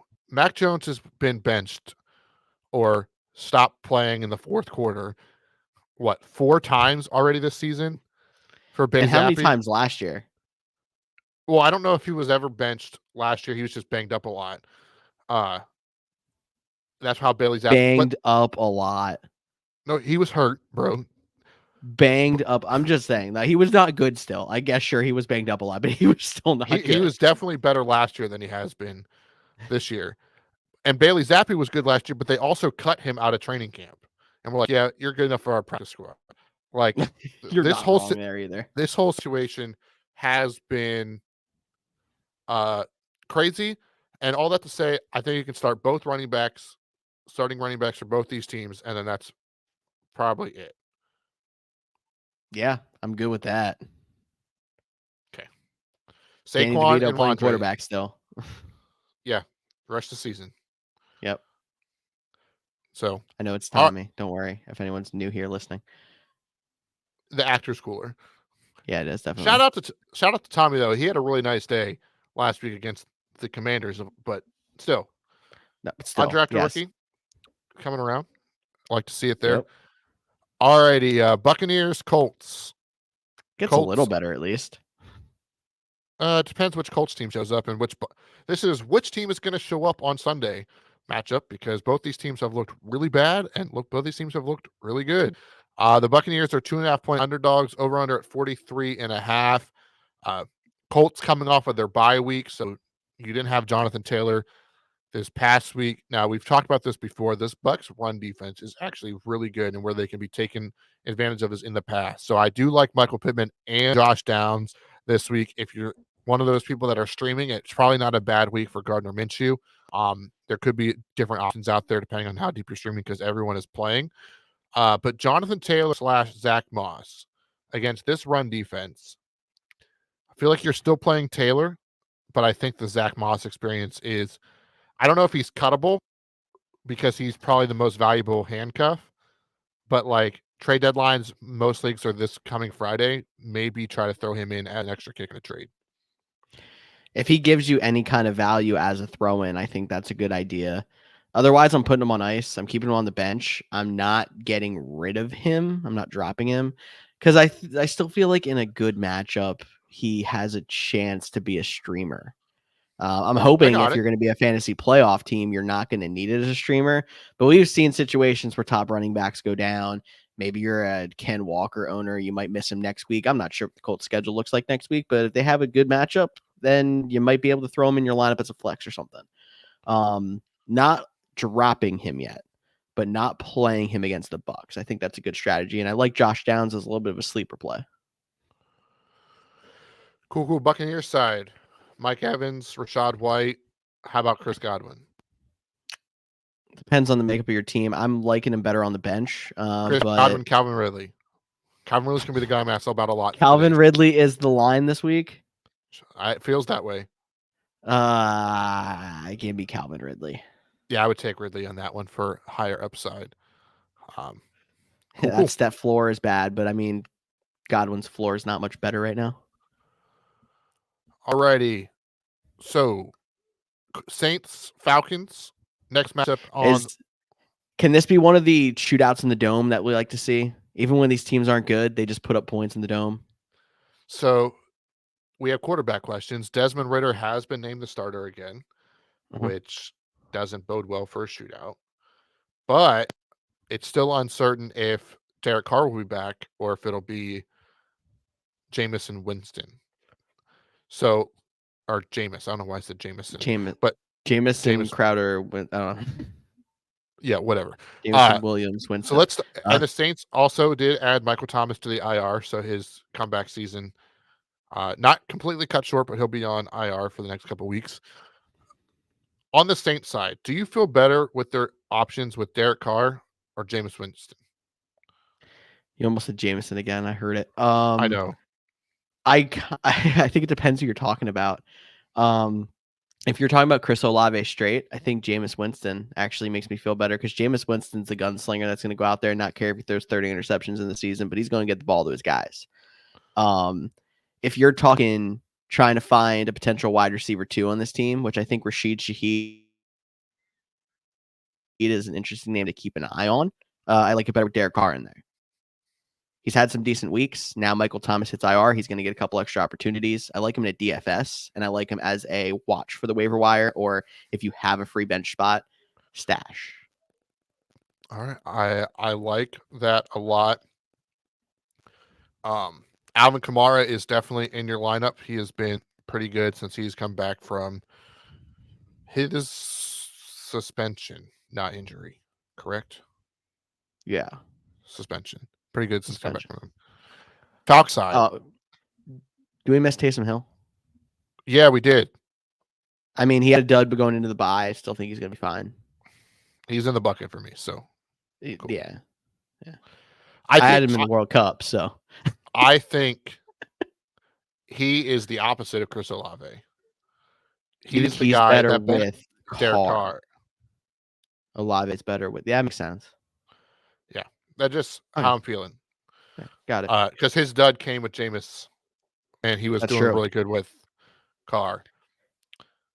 Yeah, I get that. Okay, yeah. It took me a second to kind of put that together, but yeah, that's how it looked.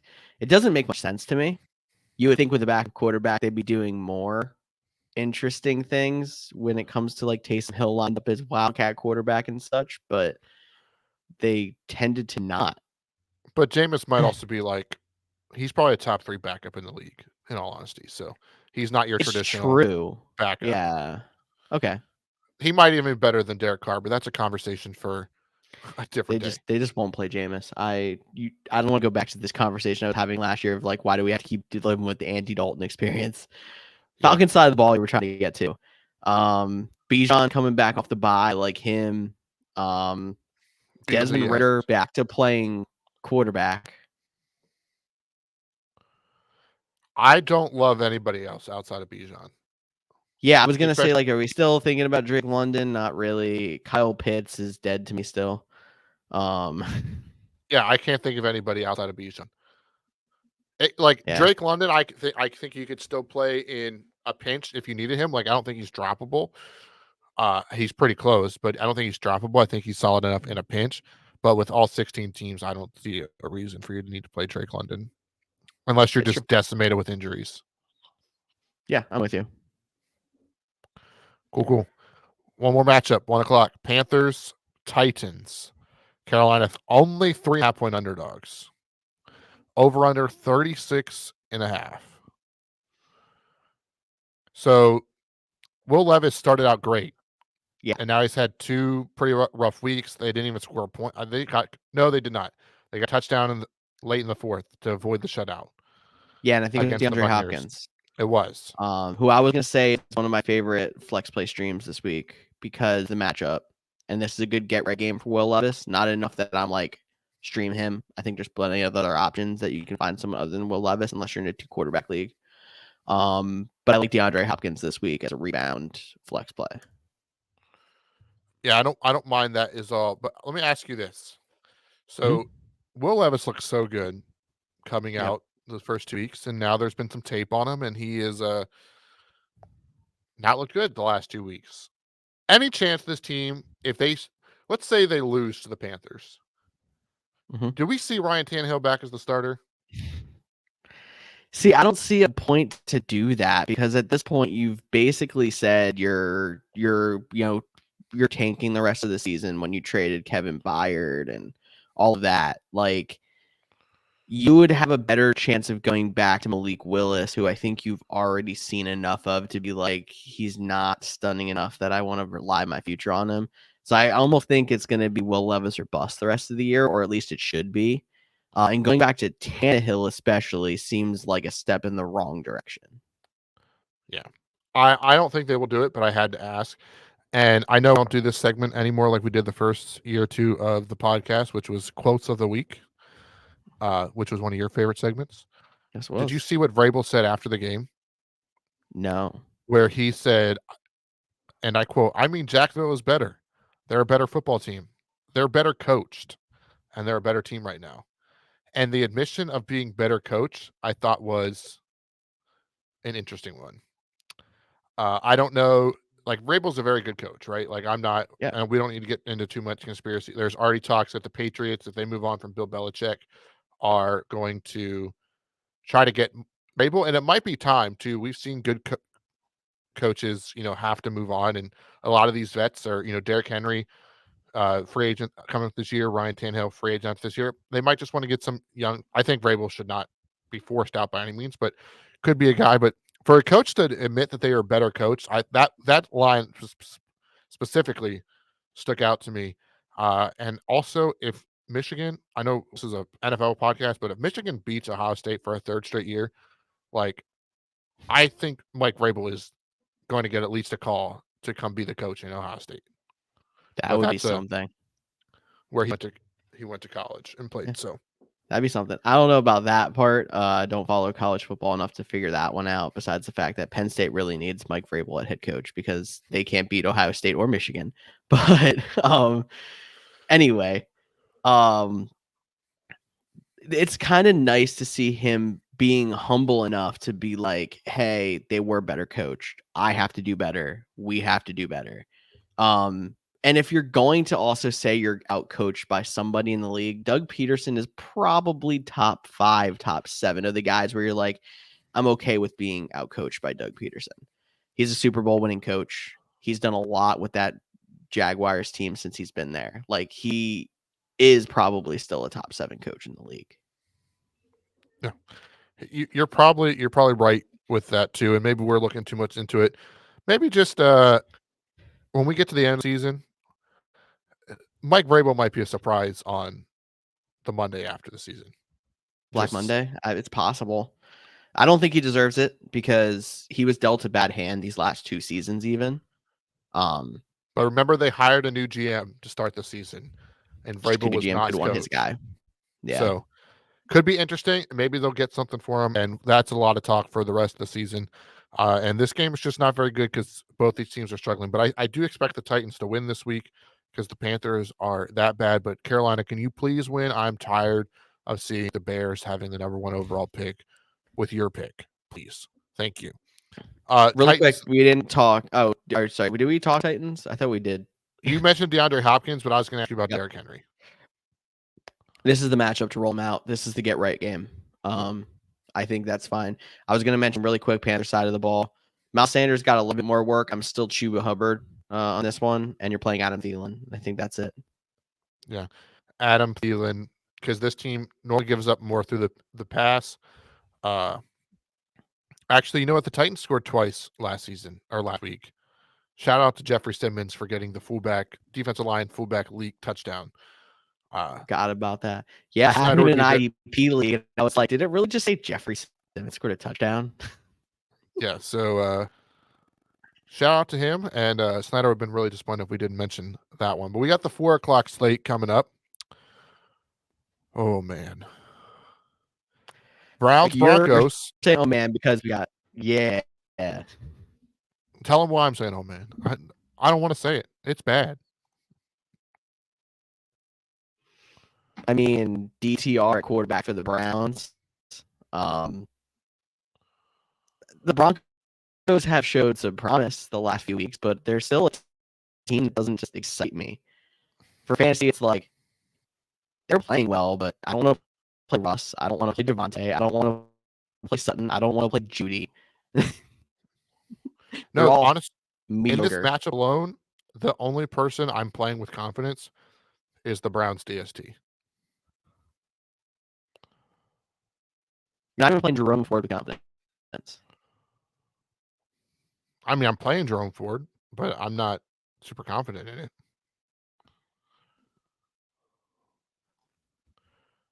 Okay. I'm not. There's not.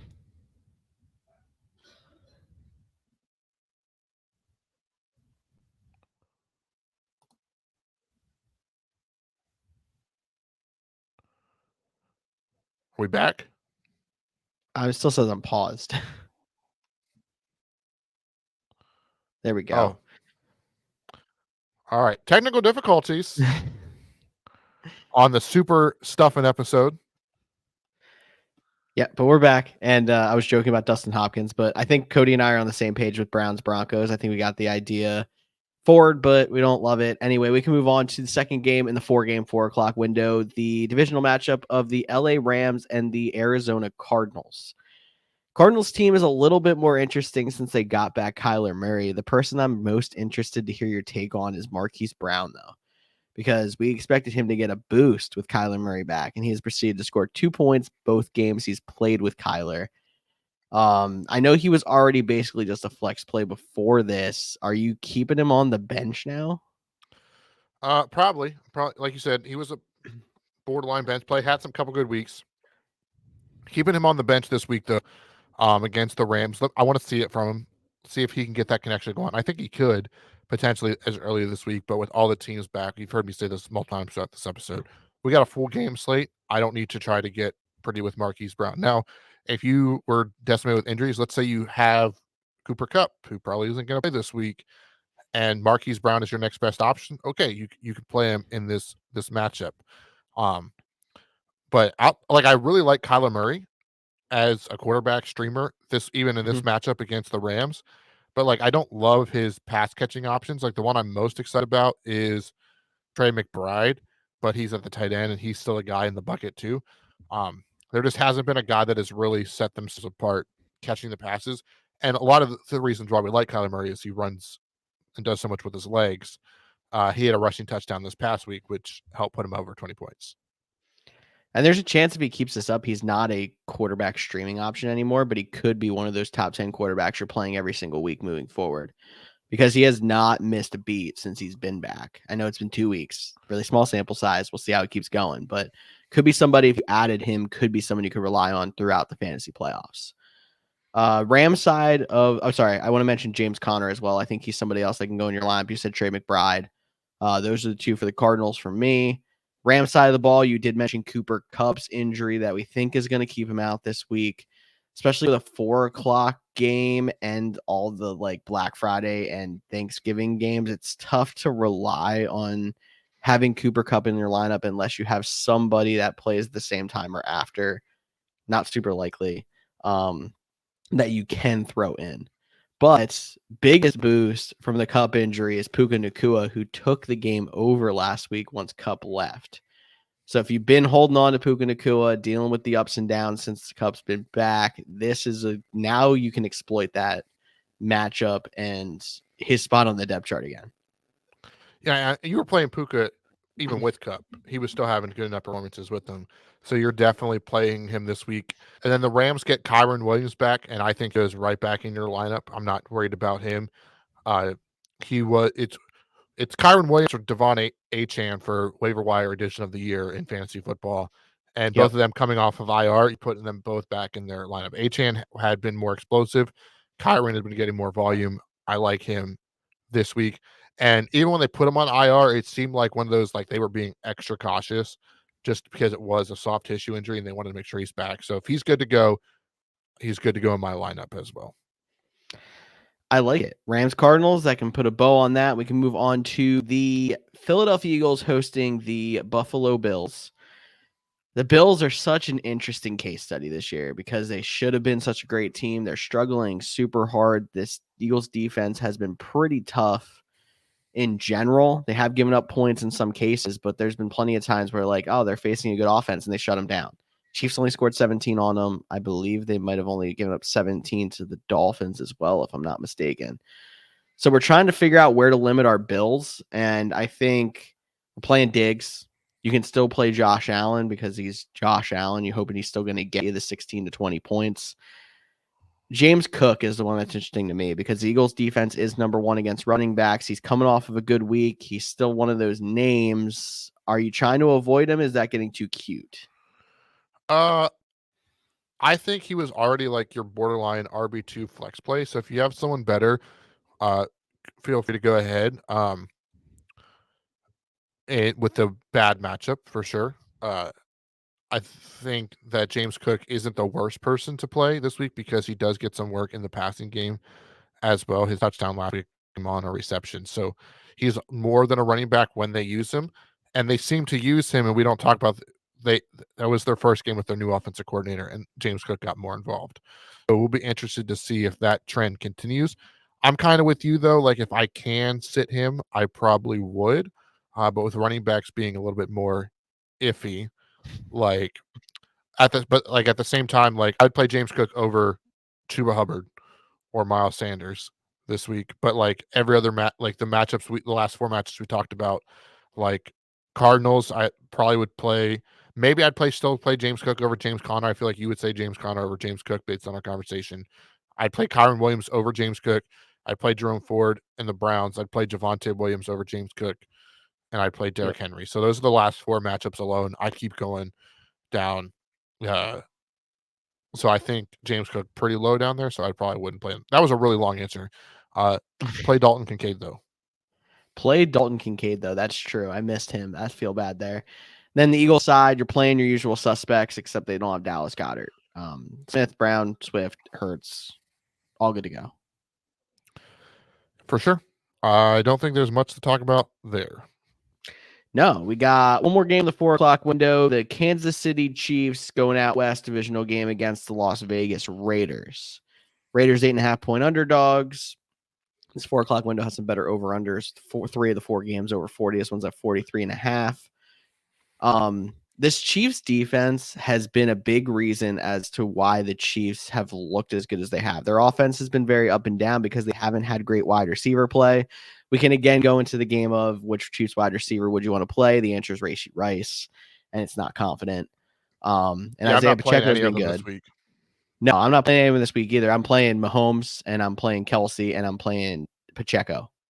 Those are the 3. But this Chiefs defense has been pretty good.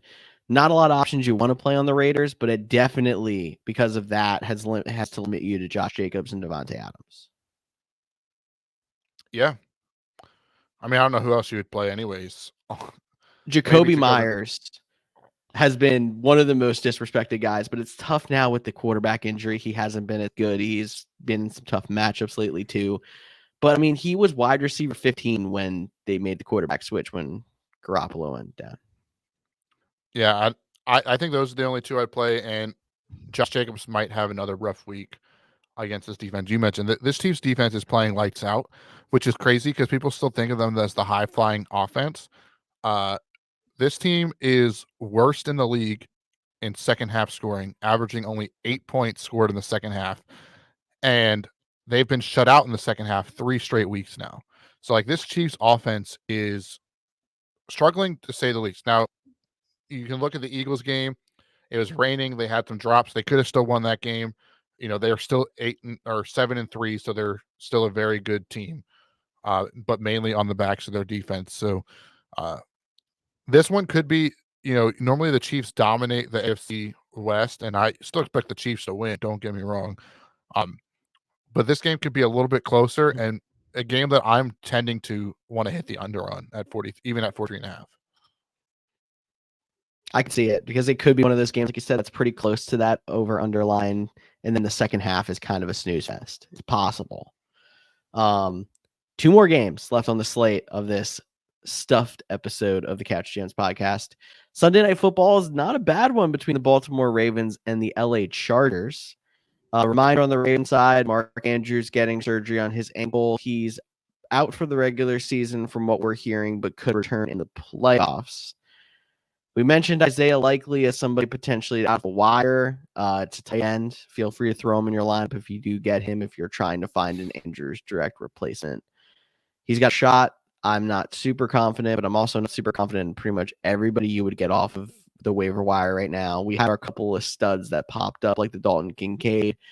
Taysom Hill's up and down, still himself there too. Like, Sam Laporte so at the beginning why of the not season. try Isaiah Likely?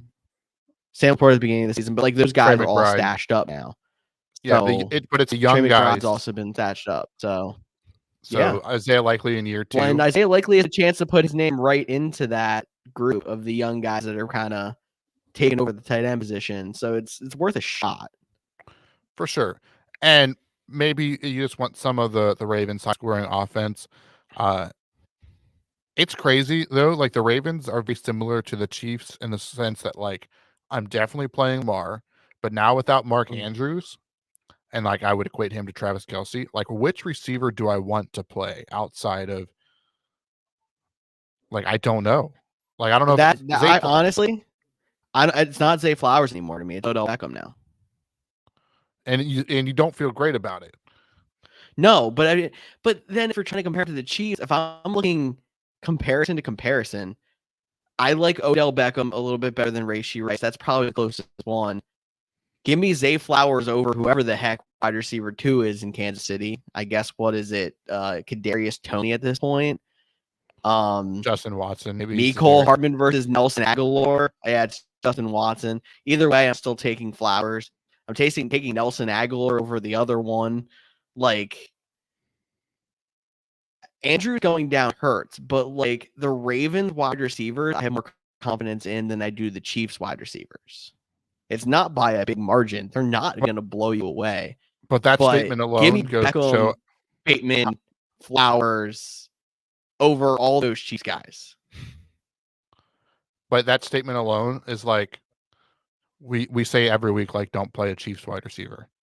And that's kind of where we're at, despite the team being very good with the Ravens. That was the point I was trying to make. I wasn't trying to say which group was better. I was trying to say that they're not great for fantasy, and it's I'm trying to give you. I'm trying to say it more in the giving you confidence and still that Lamar's going to be fine, more than trying to say go play Odell Beckham.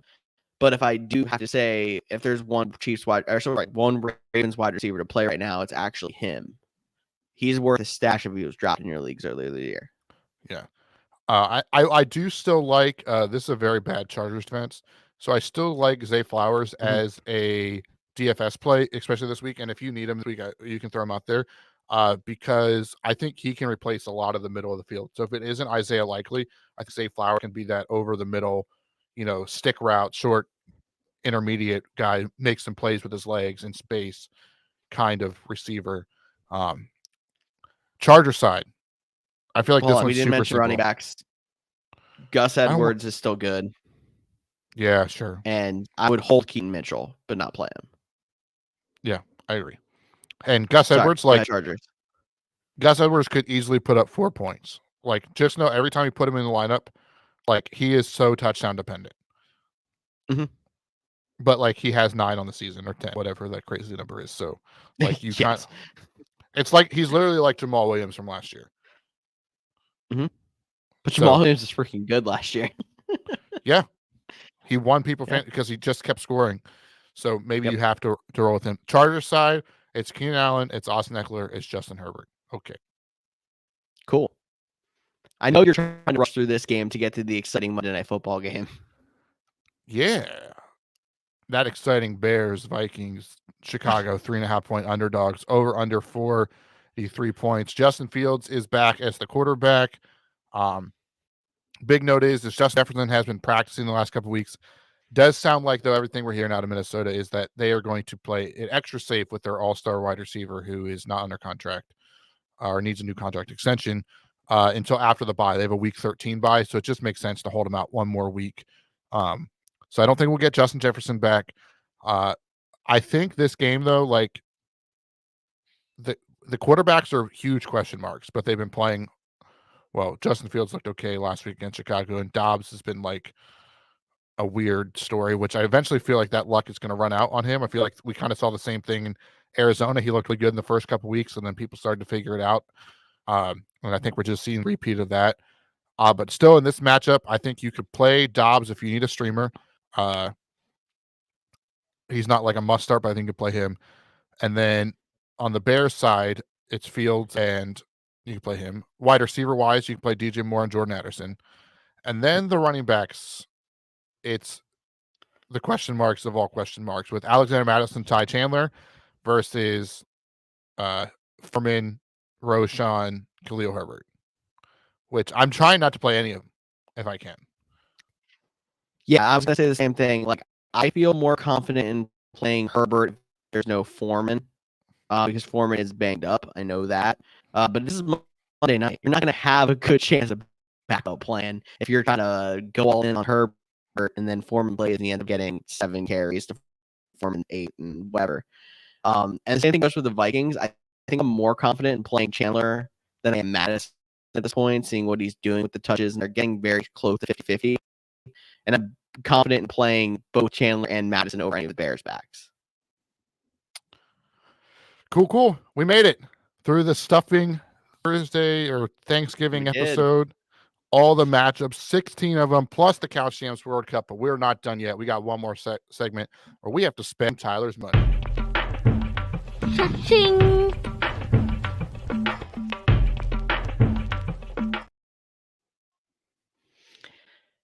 We're spending Tyler's money, and we're going to do it on Thanksgiving this week. So we're going to pick Turkey Day touchdowns. So anytime touchdown scores from the 3 games on Thanksgiving. Cody, let's off. What do you got? All right, so I'm going to take the first game, Packers and Lions. I can't believe I just drew a blank on that matchup. So Packers-Lions, that first game, this might be a little bit of an easy one. I debated between Jahmyr Gibbs and David Montgomery. They both will probably score. This Packers run defense isn't very good, but I went David Montgomery. He had 3 rushing touchdowns in their first matchup. I think he gets another one on Thursday. So for the first part of the Turkey Day parlay is David Montgomery. I like it. I'm going to go to the nightcap, and I'm going to look at the San Francisco 49ers. And I think there was a big question mark of, like, I mean, you can go Christian McCaffrey. That's an easy one. I'm not going to go quite that easy. But we see how much Deebo Samuel is actually affecting this 49ers offense. They lost a couple of games with him out. They see that his versatility really helps them open up the field. And I think he's going to score a touchdown on Thanksgiving. So give me Deebo. I like it. And because there's 3 games, there's 3 picks. Let's make that third parlay a part of the Commanders Cowboys game. Now, George says if you want to go real bold, you go out there and take Jahan Dotson. I'm saying, bro, you're crazy. Now watch, this is gonna make it. We're gonna try to win this one. So George is trying to win big, and it might work. And he will not let me live it down hidden. But I think we're going to go not super chalk, but go a little bit more likely and pick a Cowboy because they're probably going to score points. It's not their defense, although that seems to be like the biggest lock each week. I'm just kidding. It's not their defense. But we're going to go with a young second-year or maybe third-year tight end, Jake Ferguson, as the touchdown. And I do not have the exact number in front of me because my phone went to sleep 2 hours ago when we looked at the odds. But it is roughly $5 to win $43. George, how confident are you this week? I'm going to say I'm completely not confident just because I've been saying confident and we've been, falling 1-2 like short. I'm going to say this is never going to hit in the history of sport parlays, and we'll see if we get money. All righty. Well, I think that will do it. I think that will wrap up the longest, biggest episode in Couch GM's history. 2 episodes combined into one on Thanksgiving week. As always, thanks for checking us out.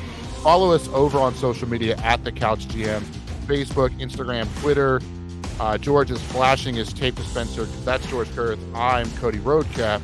and we will talk to y'all next week. Have a fantastic Thanksgiving.